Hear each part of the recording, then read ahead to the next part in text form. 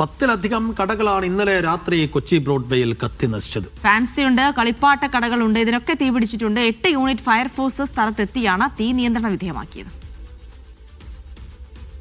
സിജോ വർഗീസ് വിശദാംശങ്ങൾ നൽകാൻ നമ്മോടൊപ്പം ഉണ്ട്. സിജോ, ഇനിയിപ്പോൾ അറിയേണ്ടത് ആ നഷ്ടത്തിന്റെ കണക്കുകളാണ്. ഇന്നലെ രാത്രി സംഭവിച്ചതാണ്. നഷ്ടക്കണക്കുകൾ ഒരു ഊഹം മാത്രമേ ഈ ഘട്ടത്തിൽ ഉണ്ടാവുകയുള്ളൂ. പക്ഷെ അതിനപ്പുറത്തേക്ക് ഈ തീപിടുത്തം എങ്ങനെ ഉണ്ടായി എന്ന കാര്യത്തിൽ എന്തെങ്കിലും നിഗമനങ്ങൾ ഇപ്പോൾ ആ കടക്കാർക്കോ അതിൻ്റെ ഉടമകൾക്കോ ഇവിടെ കൂടിയ ആളുകൾക്കോ പറയാനുണ്ടോ?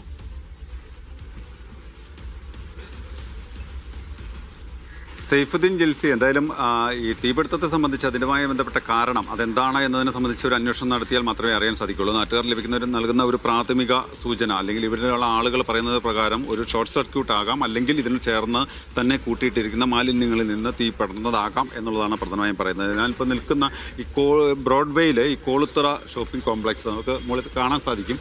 വലിയ ഒരു ഷോപ്പിംഗ് കോംപ്ലക്സാണ്. 25 വർഷത്തിലധികം പഴക്കമുള്ള ഒരു കെട്ടിടമാണ്. ഏതാണ്ട് 60ഓളം വ്യാപാര സ്ഥാപനങ്ങളുണ്ട്. ഇവിടെ എല്ലാ കടകൾ എന്ന് പറഞ്ഞാൽ അടുത്തടുത്ത് കടകളാണ് ഉള്ളത്. കഷ്ടിച്ചൊരു വാഹനത്തിന് കടന്നു പോകാവുന്ന വഴി. അതിന് തന്നെ നിരവധി തിരക്കുള്ള കൊച്ചി ബ്രോഡ്വേ എന്ന് പറയുമ്പോൾ കൊച്ചിയെ സംബന്ധിച്ച് അല്ലെങ്കിൽ എറണാകുളത്തെ സംബന്ധിച്ച് ഏറ്റവും കൂടുതൽ ആളുകൾ വന്നു പോകുന്ന ഒരു ഇടം കൂടിയാണ്.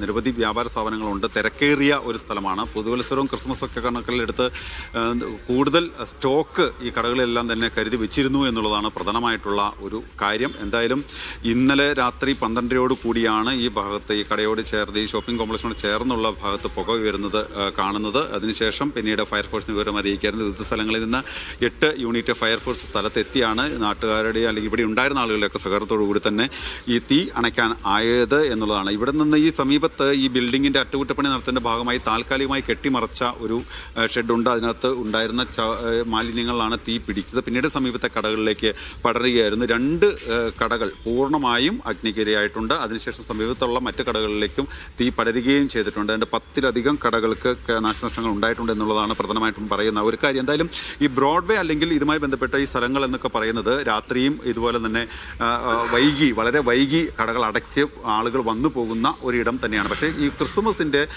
ഒരു അവധി കഴിഞ്ഞ ഒരു 2-3 ദിവസം കഴിഞ്ഞാൽ ആ ഒരു ആലസ്യത്തിൽ നിന്നൊക്കെ മാറുന്നതുകൊണ്ട് നേരത്തെ തന്നെ കടകൾ അടച്ചു. മാത്രമല്ല പുതുവത്സരത്തിന് തയ്യാറെടുക്കേണ്ട ഒരു ആവശ്യം കൂടിയുണ്ട്. അത്തരത്തിൽ ഒരു തയ്യാറെടുപ്പുള്ളതുകൊണ്ട് ആളുകൾ നേരത്തെ കടയടച്ച് പോയിരുന്നു. ചില ആളുകൾ ഈ ഭാഗത്ത് ഒരു സെക്യൂരിറ്റി ജീവനക്കാരൻ ഉൾപ്പെടെ അല്ലെങ്കിൽ ഉണ്ടായിരുന്ന കുറച്ച് ആളുകൾ മാത്രം ചുമട്ട് തൊഴിലാളികളായിട്ട് ചില ആളുകൾ അപ്പുറത്ത് മാറിയുണ്ടായിരുന്നു. അവരൊക്കെയാണ് ഈ പുക വരുന്നത് കണ്ടത്. പിന്നെ പെട്ടെന്ന് ഈ ഫയർഫോഴ്സിന് വിവരം അറിയിക്കുകയും ചെയ്തത്. ഈ എത്രമാത്രം സാധനങ്ങൾ നഷ്ടപ്പെട്ടിട്ടുണ്ട് എന്നത് സംബന്ധിച്ചൊരു വ്യക്തത വരണമെങ്കിൽ ഈ കടകളൊക്കെ തുറന്ന് പരിശോധിക്കേണ്ടതുണ്ട്. ഷട്ടറുകളൊന്നും തന്നെ ഇപ്പോൾ തുറന്നിട്ടില്ല.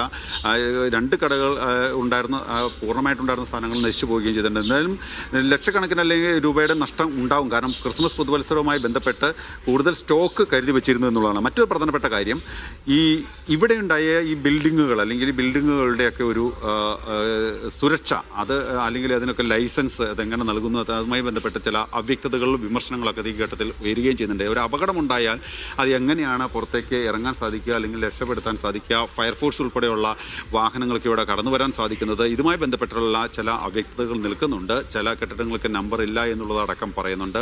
ഈ ബിൽഡിങ്ങിന് മുകളിലേക്ക് വീണ്ടും കെട്ടിടങ്ങൾ പണിയാനുള്ള നീക്കം നടക്കുന്നതായും പറയുന്നുണ്ട്. എന്തായാലും ഇത്തരത്തിൽ ചില സുരക്ഷാ സംവിധാനങ്ങൾ ബ്രോഡ്വേയിൽ അടിയന്തരമായി ഒരുക്കേണ്ടതുണ്ട് എന്നുള്ള ഒരു വലിയ ഒരു കാര്യം കൂടി ഈ ഘട്ടത്തിൽ പറഞ്ഞു വെക്കേണ്ടതുണ്ട്. എന്തായാലും ഈ തീ അണച്ചതിന് ശേഷം ഇന്നിപ്പോൾ നമ്മളിവിടെ രാവിലെ എത്തി ഈ വാർത്ത റിപ്പോർട്ട് ചെയ്തുകൊണ്ടിരിക്കുന്നതിനിടയിൽ പോലും വീണ്ടും തീ ഇതിനിടയിൽ നിന്ന് ഉയരുന്ന ഒരു സ്ഥിതിവിശേഷം ഉണ്ടായിരുന്നു. വീണ്ടും ഫയർഫോഴ്സ് സ്ഥലത്തെത്തി ആണ് തീ പിന്നീട് അണച്ചവർ മടങ്ങുകയും ചെയ്തിട്ടുണ്ട്. അതായത് ഇതുമായി ബന്ധപ്പെട്ട് എന്താണ് ഈ അപകടത്തിൽ വഴിയൊരുക്കിയ സാഹചര്യം, ഇതുമായി ബന്ധപ്പെട്ട നഷ്ടം, സുരക്ഷാ പരിശോധന ഉൾപ്പെടെയുള്ള കാര്യങ്ങളിൽ ഇനി തുടരന്വേഷണം ഉണ്ടാകും. അതുമായി ബന്ധപ്പെട്ട് മറ്റ് നടപടികൾ ഉണ്ടാവുകയും ചെയ്യും. പ്രത്യേകിച്ച് ഇനിയിപ്പോൾ പുതുവത്സരം കൂടി വരികയാണ്. വലിയ രീതിയിലുള്ള ആഘോഷമാണ് കൊച്ചിയെ സംബന്ധിച്ച് പുതുവത്സരത്തിൽ ഉണ്ടാവുക. അത്തരത്തിൽ ആഘോഷം നടക്കുമ്പോൾ കൂടുതൽ ആളുകൾ ഇങ്ങോട്ടേക്ക് ഒഴുകിയെത്താനുള്ള സാധ്യതയുണ്ട്. മാത്രമല്ല ഈ ആഘോഷങ്ങളുടെ ഭാഗമായി വ്യാപാര പ്രതീക്ഷിച്ച് നിൽക്കുന്ന ആളുകൾ അവരുടെ കൂടുതൽ ആളുകൾ സ്റ്റോക്ക് എത്തിച്ചിട്ടുണ്ട്. കച്ചവടക്കാർ അതിൻ്റെ ഒരു തിരക്കിലാണ്. ആളുകൾ കൂടുതൽ എത്താനുള്ള സാധ്യത, തിരക്ക് കൂടുതൽ ഉയരാനുള്ള സാധ്യതയുണ്ട്. ഭാവിയിൽ ഇനി ഒരു പക്ഷേ ഇത്തരത്തിൽ സമാനമായ സംഭവങ്ങൾ ഈ ബ്രോഡ്വേയിലോ അല്ലെങ്കിൽ കൊച്ചിയിലെ പല പ്രദേശങ്ങളിലോ സംഭവിച്ചുകൂടായികയില്ല. അങ്ങനെ സംഭവിക്കാതിരിക്കാൻ സംഭവിക്കാതിരിക്കട്ടെ എന്നാണ് എല്ലാവരുടെയും ഒരു പ്രാർത്ഥനയും എല്ലാം തന്നെ ഉള്ളത്. പക്ഷേ അങ്ങനെ ഉണ്ടായാൽ, എന്തെങ്കിലും അപകടം ഉണ്ടായാൽ അതിന് മറികടക്കാനുള്ള ഒരു പ്രതിരോധ സംവിധാനങ്ങൾ അത് കൂടുതൽ ഒരുക്കേണ്ടത് അനിവാര്യമാണ് എന്നുള്ള ഒരു കാര്യം കൂടി ഈ ഘട്ടത്തിൽ മുമ്പോട്ട് വയ്ക്കാൻ അത്തരത്തിലുള്ള നീക്കുപോക്കുകളാണ് ഉണ്ടാകേണ്ടത്. മാത്രമല്ല ഇനിയൊരു ബിൽഡിംഗ് പണിയുമ്പോൾ അല്ലെങ്കിൽ പുതിയ കെട്ടിടങ്ങൾ പണിയുമ്പോൾ അതിന് അതിൻ്റെതായ രീതിയിലുള്ള സൗകര്യങ്ങൾ കൂടി കണക്കിലെടുത്ത് പണിയണമെന്നൊരു നിർദ്ദേശവും ഇവിടെ പല ആളുകൾ ഉന്നയിക്കുകയും ചെയ്യുന്നുണ്ട്.